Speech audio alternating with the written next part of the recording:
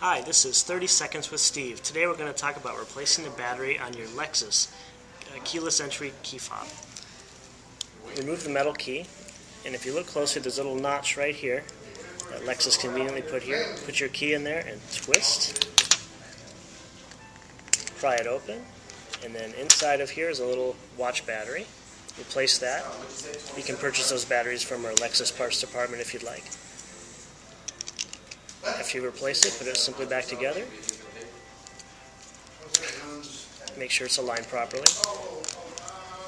That's it. You now replace the key on your Lexus key fob. This has been 30 Seconds with Steve.